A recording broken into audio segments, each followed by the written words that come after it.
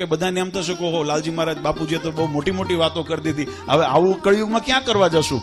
ત્યારે મહારાજ કે ભલે બીજું કંઈ થાય કે ન થાય, પણ ભગવાનની આજ્ઞામાં રહીને પંચવર્તમાન તો પાલન કરજો, છેવટે એટલું તો થાય.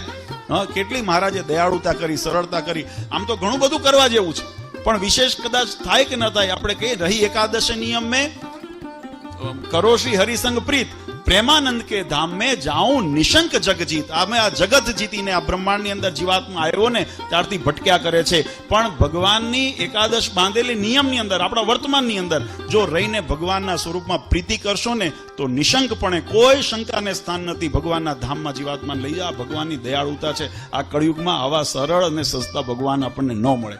આ તો આપણે ભાગ્ય છે કે કળિયુગની અંદર આપણને આવો સત્સંગ ઓળખાણો, પણ એનો મહિમા જાણજો. બહુ વ્યવહારની અંદર, બહુ જગતના ચમક દમકની અંદર, અથવા તો પોતાના સ્વાર્થની અંદર, પોતાના મોહની અંદર, વિશેષ વ્યક્તિગત લાગણીઓની અંદર ભગવાનથી દૂર ન જતા રહેવાય ને, એનું સાવધાન ખટકો આપણે રાખવો પડશે.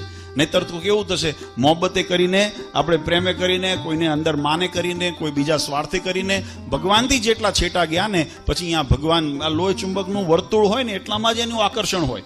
આમ તો ભગવાનનો વ્યાપ્ત સર્વ છે, પણ મહારાજ પોતાનું સંયમ કરીને રાખે, જેટલું દેખાડવું હોય ને એટલું દેખાડે, પછી વધારે પ્રગટ કરતા નથી. મહારાજે આમાં આ કળિયુગની અંદર કેટલું પ્રગટ કર્યું છે. મહારાજ કે અમારા શરણમાં જે આવશે ને એના ઉપર જ અમારી અસર થશે, બાકી અસર થવાની નથી. ભાગવતજીની અંદર ભગવાન નરનારાયણ રૂપે તપ કરે બદ્રિક આશ્રમમાં. એની અંદર પૂછ્યું કે ભાઈ નરનારાયણ ભગવાન તપ કરતા હોય, બધાની મતિ કેમ નથી સુધરતી?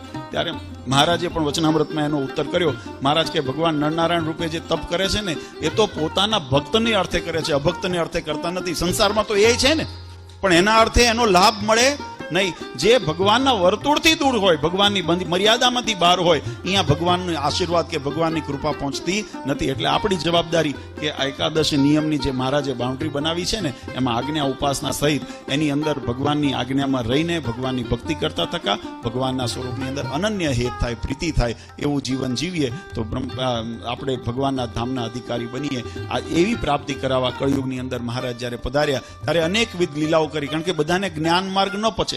હા, બધાના સ્વભાવ પ્રકૃતિ જુદા હોય. કોઈને જ્ઞાન પ્રદાનપણે હોય, કોઈને ભક્તિ પ્રદાનપણે હોય, કોઈને ધર્મ પ્રદાનપણે હોય, કોઈને વૈરાગ પ્રદાનપણે હોય, દરેકના અંગ જુદા હોય. પણ મહારાજે બધાનો સમન્વય થાય, બધાનો સમાસ થાય, બધાને એની અંદર લાભ મળે, એટલે એવા ઉત્સવ પણ કર્યા. ખાલી વિષ્ણુયાગ હરિયાગ કરાવ્યા હોત તો જેને યજ્ઞમાં રુચિ હતી એટલા જ બેઠા હોત. ખાલી કથા વાર્તા મહારાજ કરાવી હોત તો જેને કથા વાર્તામાં રુચિ હોય એ જ ભક્તો બેસે ને. આપણે આમાં પણ ઘણી વખત એવું હોય, ઘણાના અંગ સેવાના હોય, તમે એને કથામાં બેસાડો તો ન બેસે, બાકી તનતોડ મહેનત કરી શકે.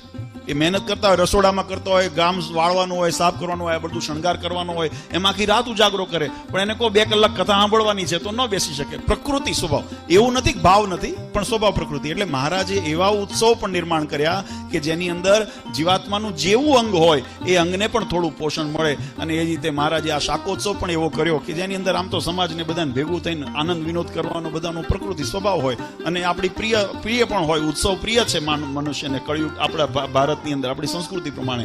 ત્યારે